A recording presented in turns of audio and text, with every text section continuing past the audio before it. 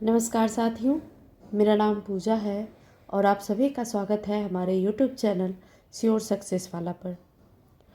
दोस्तों, आज की इस वीडियो में हम लोग एंशिएंट हिस्ट्री का जो नेक्स्ट चैप्टर है प्राग ऐतिहासिक काल यानी कि प्री हिस्टोरिक एज, इसके बारे में हम लोग जानेंगे।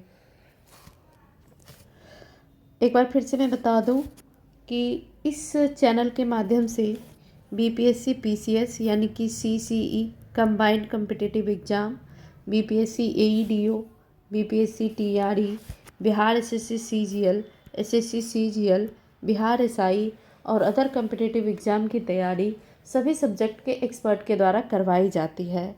तो हम लोग जो है इसमें एंशिएंट हिस्ट्री को लेकर आगे बढ़ रहे हैं। एंशिएंट हिस्ट्री में इससे पहले हमने प्राचीन भारतीय इतिहास के स्रोत इस चैप्टर को कवर किया है और उस पर आधारित एमसीक्यू को भी कवर किया है। तो आज हम लोग आगे बढ़ते हैं, प्राग ऐतिहासिक काल को समझते हैं। हम लोग प्राचीन भारतीय इतिहास की जब बात करते हैं तो प्राचीन भारतीय इतिहास को अध्ययन की सुविधा के लिए 3 भागों में डिवाइड किया गया है। प्राचीन भारतीय इतिहास को 3 भाग में डिवाइड करके हम लोग पढ़ते हैं, जिसमें हमारा पहला हो जाता है प्राग ऐतिहासिक काल, जिसके बारे में अभी हम लोग चर्चा करेंगे। तो पहला हमारा प्राग ऐतिहासिक काल हो जाएगा, प्राग ऐतिहासिक काल। दूसरा हमारा हो जाएगा आद्य ऐतिहासिक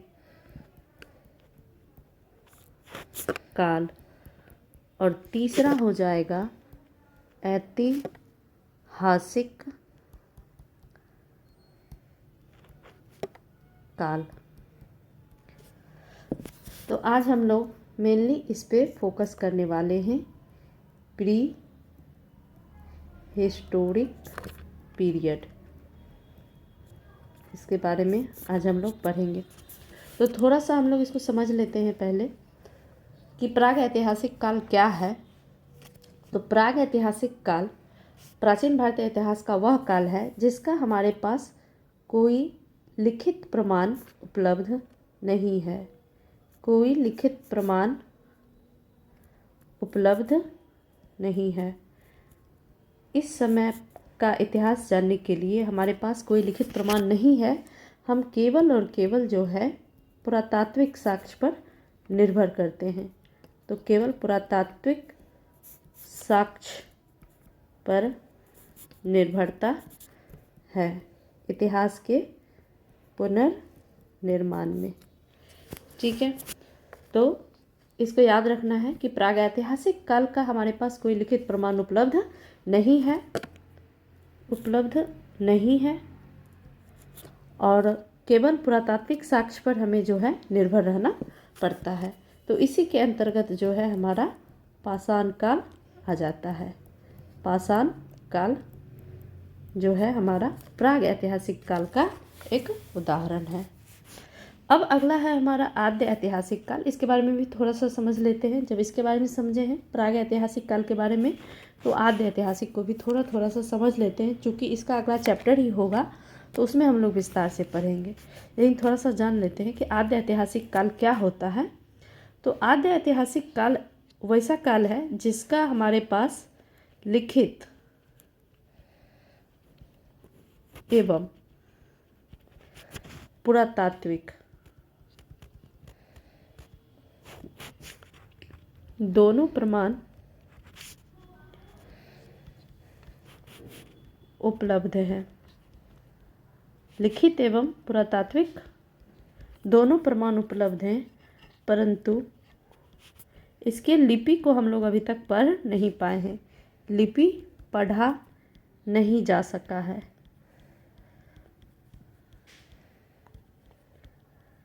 और इसके अंतर्गत जो है हमारा आ जाता है सिंधु घाटी सभ्यता। सिंधु घाटी सभ्यता आद्य ऐतिहासिक काल का पार्ट हो जाता है। इसको हम लोग अगले चैप्टर में कवर करेंगे। अब हमारे पास जो है अगला है ऐतिहासिक काल। तो इसका हमारे पास लिखित एवं पुरातात्विक दोनों साक्ष्य उपलब्ध हैं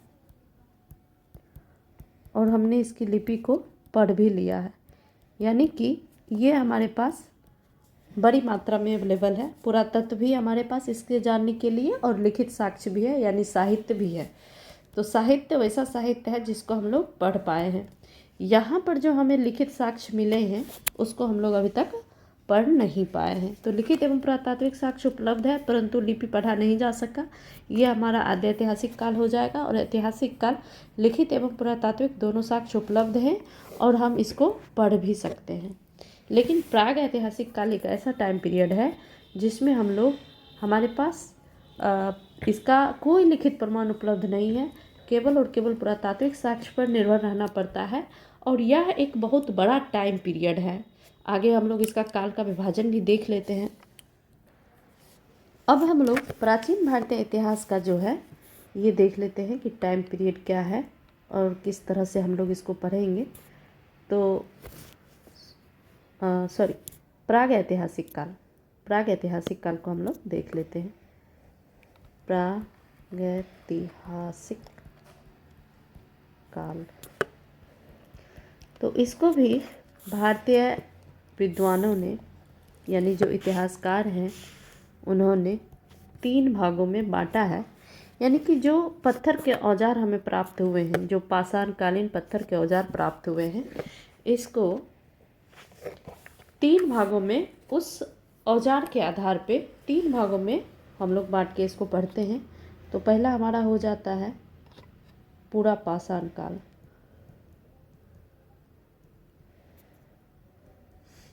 दूसरा है हमारा मध्य पाषाण काल और तीसरा है नवपाषाण काल।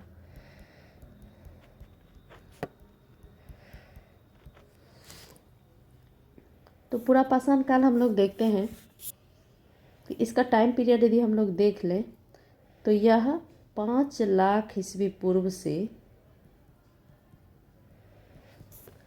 10,000 ईस्वी पूर्व तक हमारा जो है ये पूरा पाषाण काल आता है। 5 लाख ईस्वी पूर्व से 10,000 ईस्वी पूर्व तक। वहीं हम लोग मध्य पाषाण काल को देखें तो ये 10,000 ईस्वी पूर्व से लेकर 4,000 ईस्वी पूर्व तक हो जाता है। 10,000 ईस्वी पूर्व से लेकर 4,000 ईस्वी पूर्व तक, ठीक है, 4,000 ईस्वी पूर्व तक हो जाता है। और फिर हम आगे जब नवपाषाण काल की बात करें तो ये 7,000 ईस्वी पूर्व से शुरू हो जाता है।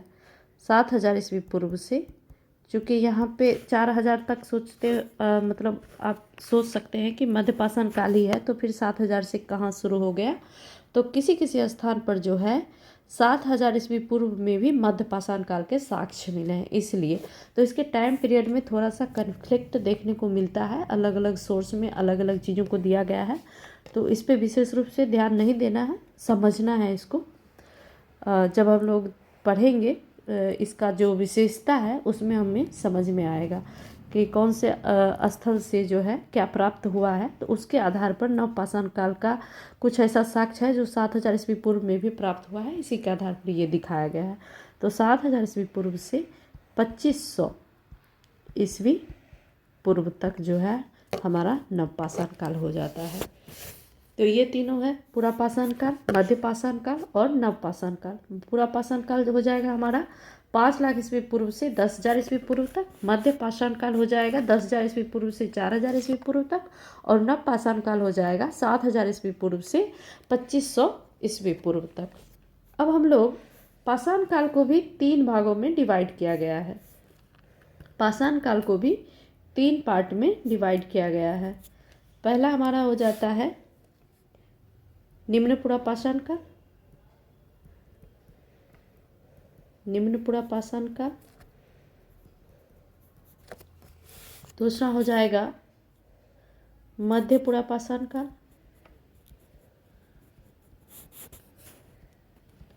और तीसरा हो जाएगा उच्च पुरापाषाण काल।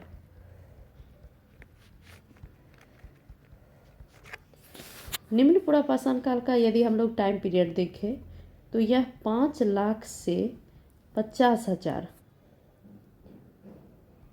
ईस्वी पूर्व तक हो जाता है। 5 लाख से 50,000 ईस्वी पूर्व तक। वहीं फिर हम लोग मध्य पाषाण काल की बात करें, मध्य पुरापाषाण काल की बात करें तो ये 50,000 ईस्वी पूर्व से लेकर 50,000 ईस्वी पूर्व से लेकर 40,000 ईस्वी पूर्व तक हो जाता है। और अगला हम उच्च पुरापाषाण काल देखें तो यह 40,000 ईस्वी पूर्व से लेकर 10,000 ईस्वी पूर्व तक हो जाता है।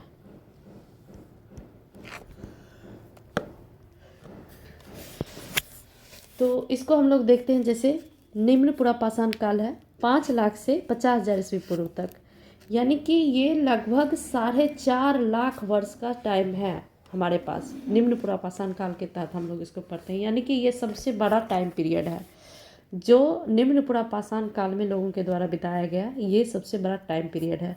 उसके बाद मध्य पुरापाषाण काल आता है 50,000 से 40,000 ईस्वी पूर्व तक, जिसमें ज़्यादा टाइम नहीं है, इसमें 10,000 साल का ये समय है। और उसके बाद उच्च पुरापाषाण काल आता है जिसमें 40,000 ईस्वी पूर्व से लेकर 10,000 ईस्वी पूर्व तक के समय का अध्ययन हम लोग करते हैं। तो इसमें लगभग 30,000 वर्षों का समय का अध्ययन हम लोग कर पाते हैं। तो ये बेसिक हम लोग समझ लिए हैं। अब आगे चलते हैं चैप्टर में।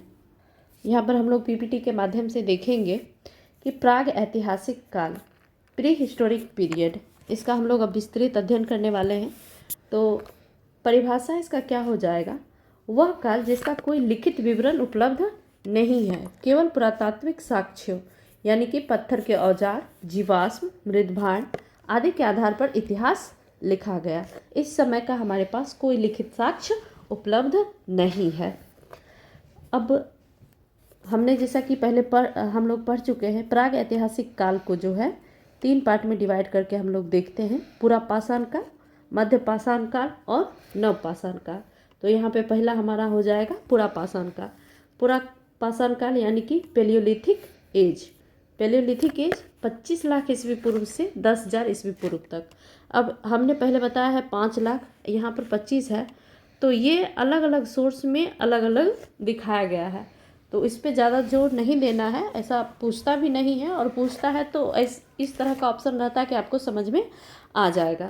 तो 25 लाख ईस्वी पूर्व से 10,000 ईस्वी पूर्व तक हम लोग यहाँ पर देखेंगे पुरापाषाण काल में। तो यह पुरापाषाण काल जो है यह प्लेस्टोसीन युग यानी कि हिमयुग का काल था।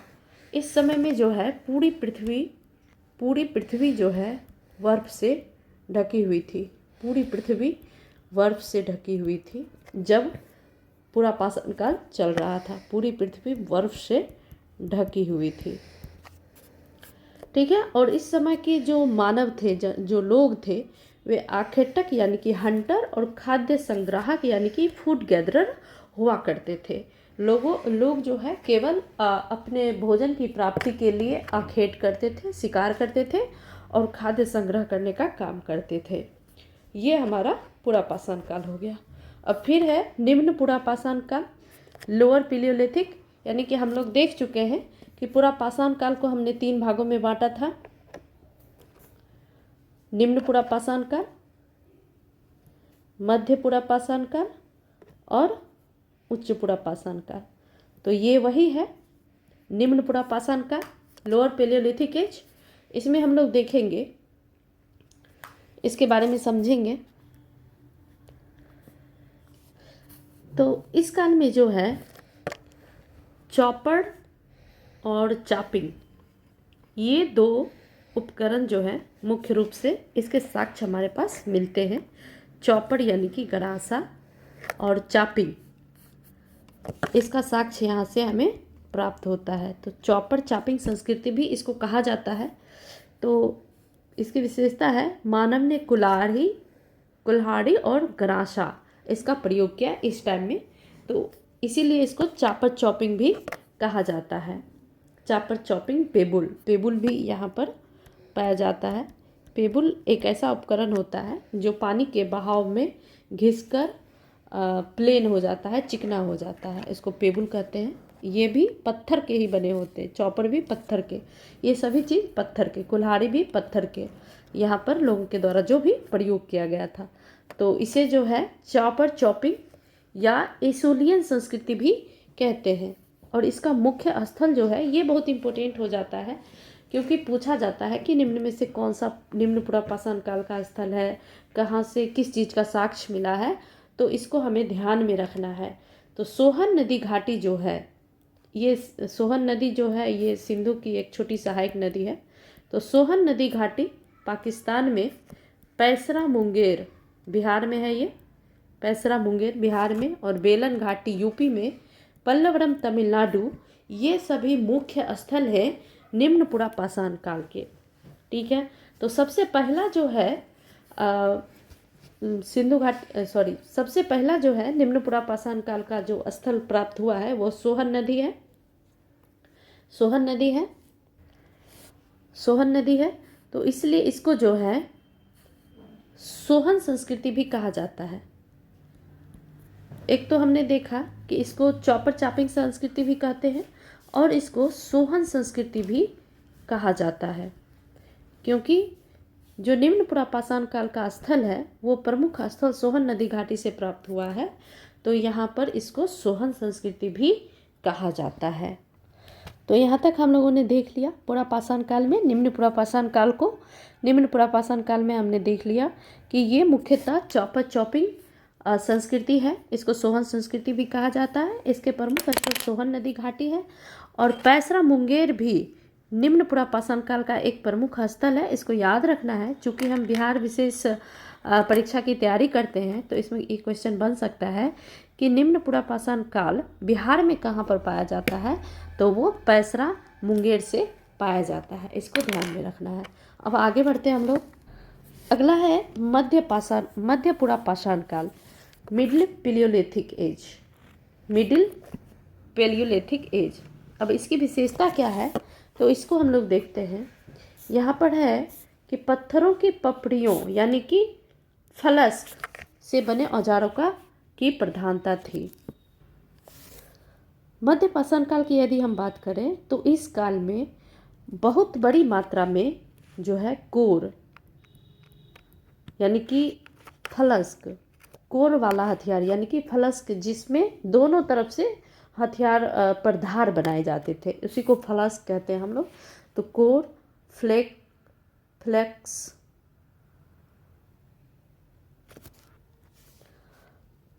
ब्लेड इत्यादि उपकरण जो है बड़ी मात्रा में प्राप्त हुए हैं, इसी कारण इसको जो है फलक संस्कृति भी कहा जाता है। आगे हम लोग देख लेंगे, इसमें इसको फलक संस्कृति भी कहा जाता है।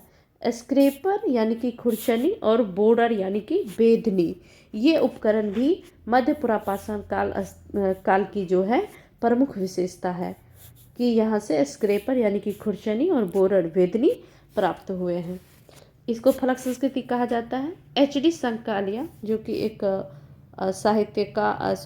जो कि एक इतिहासकार और जो पुरातत्वविद रहे हैं, तो इन्होंने खोजा था इस संस्कृति को एच.डी. संकालिया ने खोजा था मध्य पुरापाषाण कालीन स्थल को।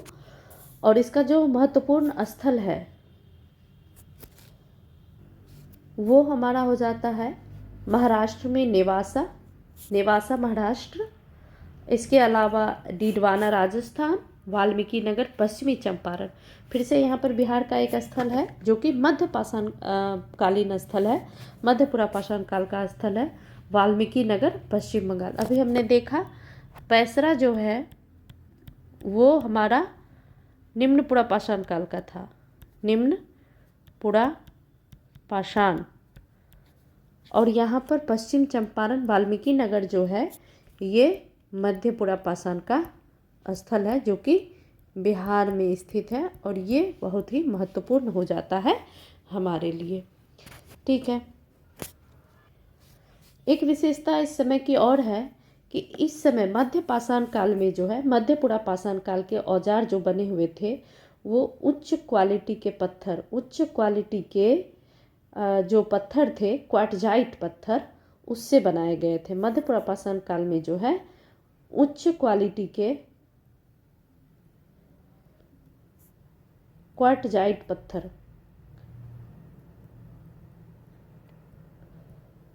क्वार्टजाइट पत्थर के औजार बने मिलते हैं।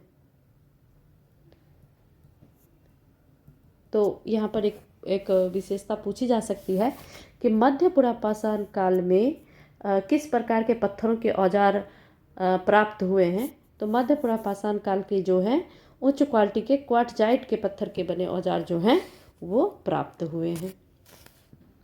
अब अगला है हमारा उच्च पुरा पाषाण काल, अपर पैलियोलिथिक एज। तो इसमें हम लोग देखते हैं इसकी विशेषता क्या है। तो होमोसेपियंस यानी कि आधुनिक मानव का उदय इसी काल में होता है। तो क्वेश्चन पूछा जाएगा कि आधुनिक मानव का उदय किस काल में हुआ। तो उच्च पुरा पाषाण काल में आधुनिक मानव का उदय हुआ। हिमयुग की समाप्ति हो गई। जो हमने देखा था कि संपूर्ण पृथ्वी बर्फ से ढका हुआ था, तो वो समाप्त हो गया है। और इस समय में नवाचार क्या हुआ, तो नक्काशी और चित्रकला का विकास होने लगा। हड्डी के बने उपकरणों का प्रयोग होने लगा। हड्डी के बने उपकरण के कई साक्ष्य इस समय में मिलने लगते हैं, जैसे कि भीमबेटका। यह एक प्रमुख स्थल है उच्च पुरा पाषाण काल का। भीमबेटका की गुफाएं मध्य प्रदेश में स्थित है। ये यहाँ से जो है, यहाँ की दीवारों पे, गुफा की दीवारों पर जो है वो देवी की मूर्ति। तो भीमबेटका की गुफाएं, उसके बाद बेलन घाटी यूपी, यहाँ से हड्डी की बनी मातृ देवी की मूर्ति प्राप्त हुई है। तो बेलन घाटी से हड्डी की बनी मातृ देवी की मूर्ति प्राप्त हुई है, इसको याद रखना है। तो ये हमारा जो है एक पार्ट ये कंप्लीट होता है, जो कि पुरा पाषाण काल का एक पार्ट था। उच्च पुरा पाषाण का, उच्च पुरा पाषाण काल, पुरा पाषाण काल। अब हम लोग देखते हैं मध्य पाषाण काल के बारे में। तो मध्य पाषाण काल दूसरा हमारा हो जाएगा मध्य पाषाण काल, मेसोलिथिक एज। मेसोलिथिक एज में जो है इसका टाइम पीरियड 10,000 से 6,000 ईस्वी पूर्व और 4,000 ईस्वी पूर्व भी कहीं कहीं पे मिलेगा आपको। 10,000 से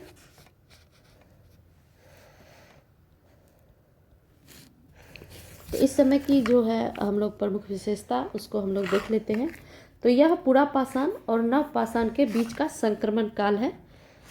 जलवायु गर्म हुई थी इस समय में और इसको हेलोसीन काल कहा जाता है, क्योंकि जलवायु गर्म हुई थी जिससे घास के मैदान बनने लगे थे। कृषि के लिए उपयुक्त जलवायु तैयार हो रही थी इसी समय में।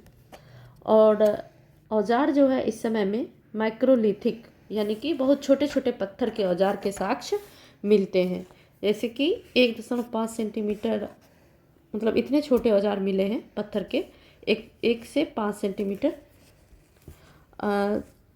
और एग्जाम्पल के तौर पर हम लोग देखें तो त्रिकोण है, नवचंद्राकार, इस टाइप के औजार जो हैं हमें देखने को मिलते हैं मध्य पाषाण काल में।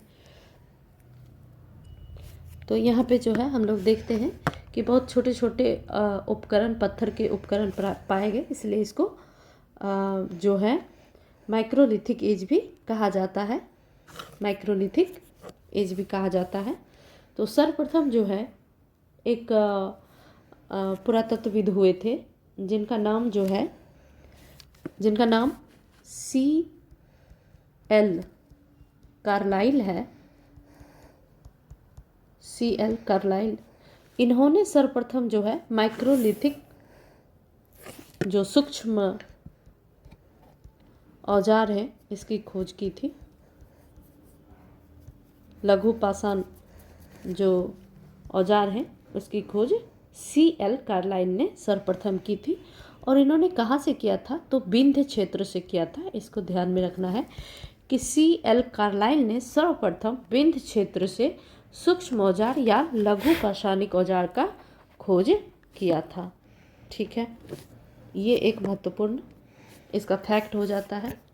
इस काल में पशुपालन का प्रथम साक्ष्य मिला। पशुपालन का प्रथम साक्ष्य, इस पे कई क्वेश्चन पूछे गए हैं, कई एग्जाम में पूछे गए हैं कि पशुपालन का प्रथम साक्ष्य कहाँ से मिलता है।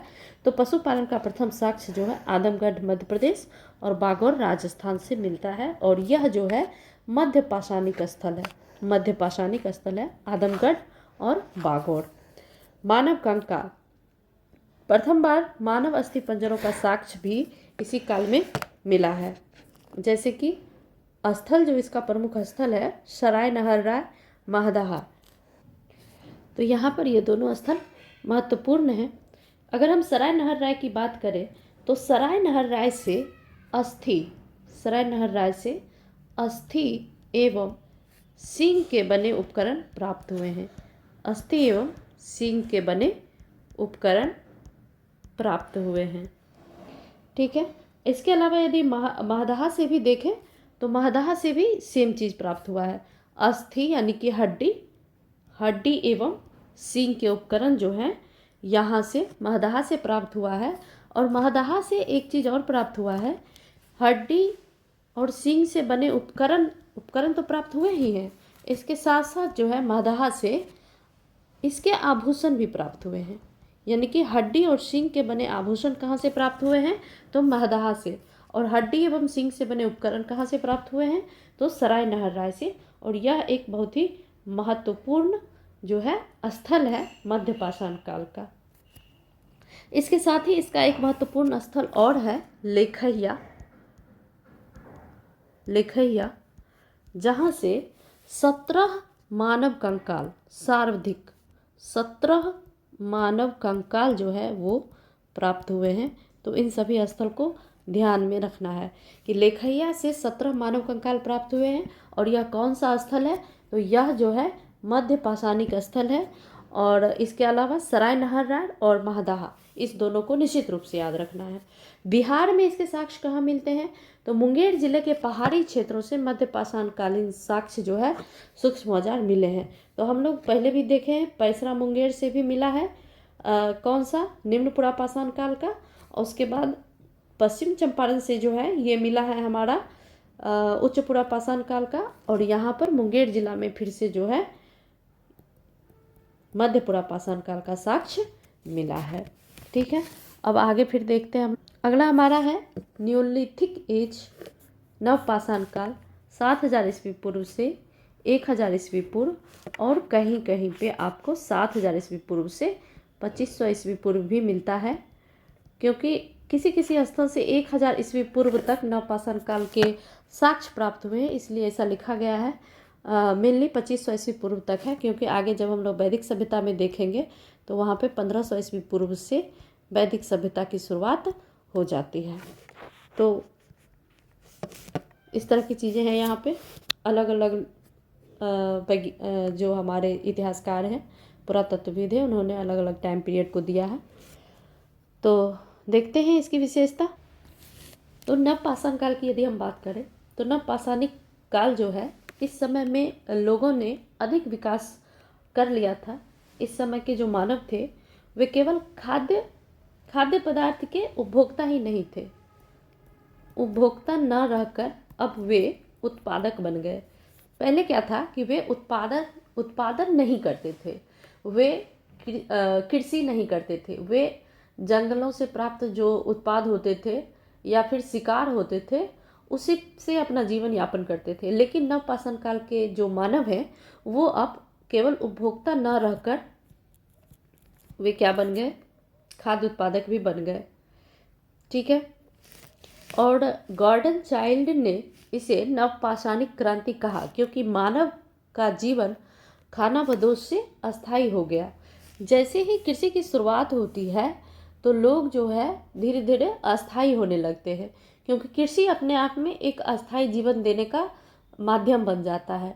जब लोग फसल उगाते हैं तो फसल की सुरक्षा के लिए, क्योंकि फसल लगने में बोने से लेकर काटने तक में कम से कम 3 से 4 माह या 6 माह का टाइम लगता है।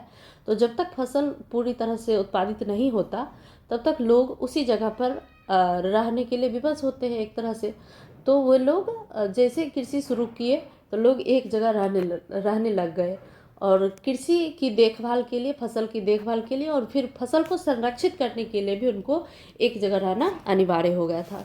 तो अब जो है लोग खानाबदोश से अस्थायी जीवन की ओर अग्रसर हो गए। केवल उपभोक्ता न रहकर खाद्य उत्पादक भी बने और फसल जो है उन्होंने जौ और गेहूं प्रमुखता से उगाना शुरू किया। यदि क्वेश्चन पूछा जाएगा कि मानव द्वारा उगाई गई पहली फसल कौन सी थी, तो पहला हो जाएगा जौ और उसके बाद गेहूं। अब मानव जो है वो बस्तियों का निर्माण करने लगे और इनकी बस्तियों का पहला साक्ष्य जो है वो मेहरगढ़ से प्राप्त होता है। मेहरगढ़ जो है ये वर्तमान में पाकिस्तान के बलूचिस्तान प्रांत में स्थित है मेहरगढ़। इसको ध्यान रखिएगा, क्वेश्चन पूछा जाता है कि मेहरगढ़ वर्तमान में कहाँ स्थित है, तो ये पाकिस्तान के बलूचिस्तान प्रांत में स्थित है। और यह नवपाषाणकालीन स्थल का बहुत ही महत्वपूर्ण स्थल है मेहरगढ़। यदि पूछा जाए कि कृषि का प्रथम साक्ष्य कहाँ से मिला, तो वो मेहरगढ़ से। अब जो है इसका चेंज हो गया है, लहोरा देव हो गया है, लेकिन पहले ये बहुत ही महत्वपूर्ण स्थल हुआ करता था। इसको याद रखना है, ध्यान में रखना है इसको। इसी समय में जो है पहिए का आविष्कार हुआ था। चाक पर मृदभांड बनाना लोगों ने शुरू किया था। पहले हाथ से बनाते थे, अब जो है चाक का निर्माण हो गया था और चाक पे अच्छे आकार के मृदभांड बनाने शुरू हो गए थे। मृदभांड यानी कि मिट्टी के बर्तन, ठीक है। पशुपालन आरंभ हो गया था। कुत्ते को सर्वप्रथम पालतू बनाया गया। भेड़ बकरी भी पाले जाते थे, लेकिन यदि पूछा जाएगा कि मनुष्य के द्वारा सर्वप्रथम किस जानवर को पालतू बनाया गया, तो मनुष्य के द्वारा सर्वप्रथम जो है कुत्ते को पालतू बनाया गया था, ठीक है। इसके अलावा भी हम लोग आंध्र प्रदेश इसके अलावा भी यदि हम लोग देखें तो और इसकी क्या क्या विशेषताएं रही है, तो नवपाषाण काल में जो है बुर्जहोम और गुफा कड़ाल एक महत्वपूर्ण स्थल रहा है। बुर्जहोम और गुफा कड़ाल, यहाँ से गर्तावास के साक्ष्य मिले हैं। गर्तावास के साक्ष्य कहाँ से मिले हैं, तो बुर्जहोम से मिले हैं। और साथ ही यहाँ पर हड्डी के उपकरण भी प्राप्त हुए हैं। यहाँ से हड्डी के उपकरण भी प्राप्त हुए हैं बुर्जहोम से। बुर्जहोम से एक और साक्ष्य मिला है। यहाँ पर मानव के साथ कुत्ते को दफनाया गया था। मानव के साथ कुत्ते को दफनाने का साक्ष्य, मानव के साथ कुत्ते को दफनाने का साक्ष्य जो है ये कहाँ से मिला है, तो ये बुर्जहोम से प्राप्त हुआ है। इसको भी याद रखना है। इसके साथ ही हम लोग एक देखते हैं कि बिहार का एक प्रमुख स्थल है चिरौंद। बिहार में एक स्थल है चिरौंद, ये बिहार में स्थित है और ये नवपाषाण काल का स्थल है। इसके बारे में कई बार क्वेश्चन पूछा गया है कि चिरौंद बिहार में स्थित किस काल का स्थल है, तो यह नवपाषाण काल का स्थल है। और यहाँ से जो है प्रचुर मात्रा में, काफ़ी मात्रा में हड्डी के उपकरण प्राप्त हुए हैं। हड्डी के उपकरण जो है ये चिरौंद बिहार से प्राप्त हुए हैं। और यहाँ से प्राप्त उपकरण जो है ये हिरण के सींगों से बनाए गए हैं। हिरण के सींगों से, ये इसकी विशेषता है। हिरण के सींगों से निर्मित उपकरण जो है यहाँ पर प्राप्त हुए हैं। कहाँ से? चिरौंद बिहार से। तो इसको याद रखना है। अब आगे बढ़ते हैं हम लोग। अब महत्वपूर्ण स्थल कुछ दिया हुआ है प्रागैतिहासिक काल या पाषाण काल का। तो मेहरगढ़ बलूचिस्तान, जिसके बारे में हम लोगों ने भी चर्चा की थी, ये कृषि का प्राचीनतम साक्ष्य है 7000 ईस्वी पूर्व। यहाँ से भैंस पालने के साक्ष्य भी मिले हैं। तो ये कृषि का प्राचीनतम साक्ष्य 7000 ईस्वी पूर्व का यहाँ से मिला है। इसके अलावा बुर्जहोम कश्मीर, यहाँ से गर्तवास यानी कि गड्ढों वाले घर के साक्ष्य प्राप्त हुए हैं। इसके अलावा मनुष्य के साथ, मनुष्य यानी मालिक, मतलब जो व्यक्ति हुआ करता था, उसके साथ उसके कुत्ते को दफनाने का भी साक्ष्य मिला है।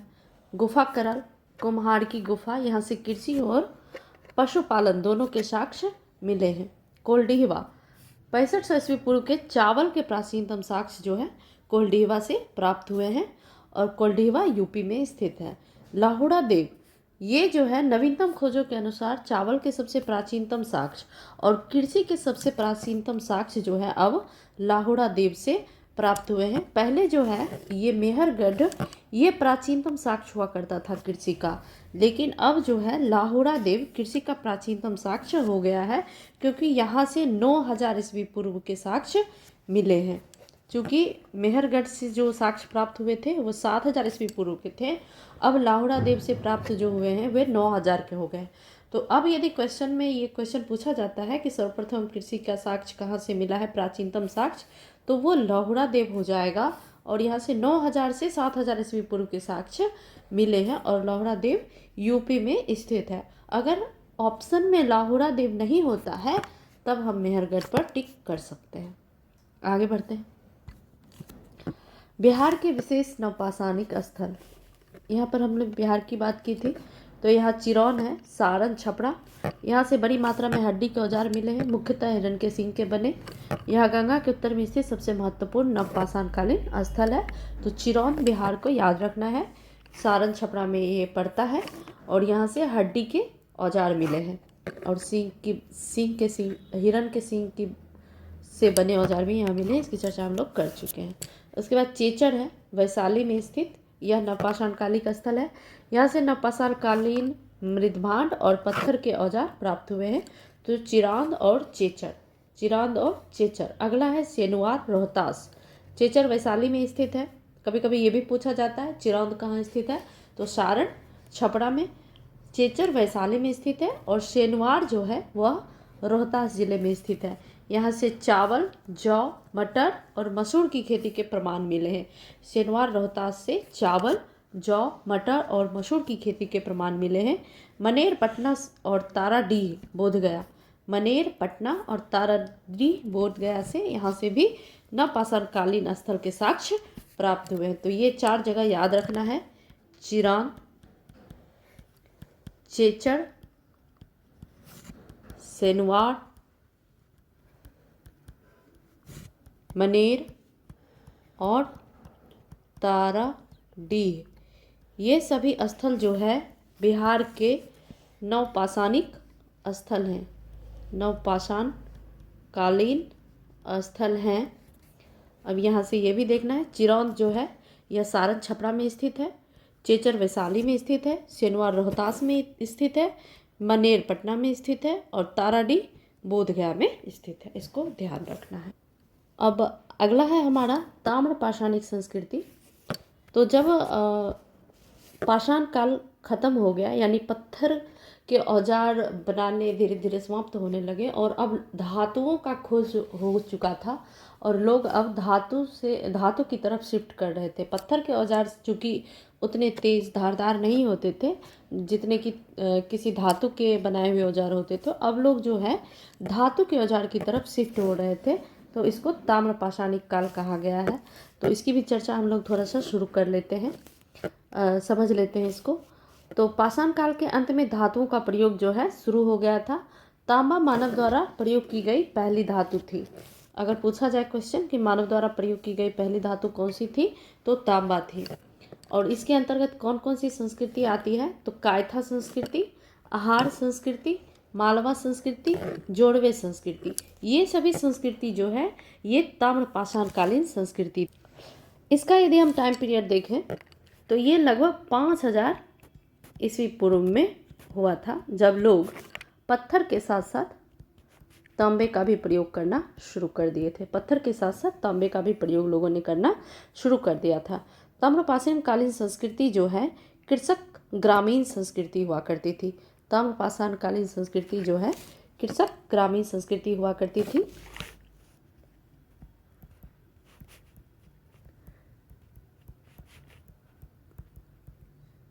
कृषक ग्रामीण संस्कृति हुआ करती थी और इसी के तहत इतनी सारी संस्कृति जो हम लोग पढ़े हैं, आहार संस्कृति, इसको बनास संस्कृति भी कहा जाता है। आहार संस्कृति को बनास संस्कृति भी कहा जाता है। तो आहार बनास संस्कृति, मालवा संस्कृति, कायथा संस्कृति मध्य प्रदेश में ये सब हुआ था। इसके बाद है महत्वपूर्ण तथ्य, क्विक रिवीजन पॉइंट्स। ग्रामीण कृषक समुदाय की विशेषता थी, काले और लाल मृदभांडों का प्रयोग करते थे। बिहार के ताम्रपाषाणिक स्थल जो हैं वो चिरांद हैं, सोनपुर, बेलागंज, ताराडीह, चेचर, ओरियू, भागलपुर, ये सभी स्थल जो है बिहार के ताम्रपाषाणिक स्थल हैं। तो इसमें क्वेश्चन कभी कभी पूछ दिया जाता है कि बिहार के कौन कौन से ताम्रपाषाणिक स्थल हैं, या फिर बिहार में कहाँ से ताम्रपाषाणिक काल के साक्ष्य मिले हैं। तो चिरांद, सोनपुर, ताराडीह, चेचर, ओरियू, ये सभी बिहार में स्थित ताम्रपाषाणिक स्थल हैं। अगला हम लोग थोड़ा सा देखते हैं महत्वपूर्ण तथ्य, क्विक रिवीजन पॉइंट्स। भारतीय प्रागैतिहासिक इतिहास का पिता रॉबर्ट ब्रुसफुट, ये बहुत ही महत्वपूर्ण व्यक्ति हुए थे, रॉबर्ट ब्रुसफुट। इन्होंने 1863 में पल्लवडम से पहला हैंड एक्स खोजा था। पल्लवडम से इन्होंने हैंड एक्स की खोज की थी। कौन? रॉबर्ट ब्रुसफुट। 1863 ईस्वी में भारतीय प्रागैतिहासिक का इतिहास का पिता कहा जाता है। सर्वप्रथम भारत में जो पुरातत्व की खुदाई है उसकी शुरुआत जो है इन्होंने ही की थी। उसके बाद भीमबेटका, मध्य प्रदेश, यूनेस्को स्थल है ये, जहाँ प्रागैतिहासिक शैल चित्र, रॉक पेंटिंग मिले हैं। इसकी खोज वीएस वाकनकर ने की थी। ऐसा क्वेश्चन पूछा गया है कि भीमबेटका गुफा की खोज किसने की थी। तो भीमबेटका गुफा की खोज जो है वीएस वाकनकर ने की थी। हस्तिनापुर, इनाम गांव, यहाँ से ग्रामीण बस्तियों के विस्तृत साक्ष्य मिले हैं। पाषाण काल का क्रम, इसको पुरापाषाण का शिकार करते थे उस समय में लोग, मध्य पाषाण का पशुपालन की शुरुआत हुई, नवपाषाण का कृषि एवं अस्थायी जीवन की शुरुआत हुई। तो इस तरह से क्वेश्चन रहता है किस समय में क्या हुआ था। तो पुरापाषाण काल में मनुष्य जो है वो हंटर हुआ करता था, शिकारी हुआ करता था, केवल खाद्य संग्रह का काम करते थे वे लोग। फिर आगे मध्य पाषाण काल में उन्होंने पशु को पालना शुरू किया और सर्वप्रथम जो है कुत्ते को पालतू बनाया। उसके बाद कृषि की शुरुआत हुई, अस्थायी निवास जीवन जीने लगे। इसके बाद बिहार के संदर्भ में हम लोग बात करें तो बिहार में पाषाण युग के साक्ष्य मुख्य रूप से दक्षिणी पठारी भाग, यानी जो बिहार का दक्षिणी बिहार का क्षेत्र है, जैसे मुंगेर और नालंदा, जैसे कि हम लोग देख चुके हैं पीछे, और गंगा के मैदानी भाग सारण, वैशाली से मिले हैं। तो इस तरह से मिले हैं। बिहार, दक्षिणी बिहार में मुंगेर, नालंदा, और उत्तर बिहार में गंगा के मैदानी भाग सारण और वैशाली से इसके साक्ष्य मिले। तो यहाँ तक हमने इसको समझने की कोशिश की। आगे नेक्स्ट क्लास में हम लोग इसको एमसीक्यू के माध्यम से भी देखेंगे। तो आज का वीडियो हम लोग यहीं पर रहने देते हैं। आगे ये हमारा व्हाट्सएप ग्रुप का है और ये टेलीग्राम चैनल है। इस क्यूआर कोड को आप लोग स्कैन करके श्योर सक्सेस वाला के ऑफिशियल टेलीग्राम चैनल से जुड़ सकते हैं, और ये व्हाट्सएप से जुड़ने के लिए क्यूआर कोड है। तो आज का वीडियो हम लोग यहीं पे समाप्त करते हैं। आपको क्लास अच्छी लगी हो तो वीडियो को लाइक करें, चैनल को सब्सक्राइब करें और अपने दोस्तों के साथ शेयर करें। अपनी तैयारी को दिन प्रतिदिन बेहतर बनाएं। धन्यवाद।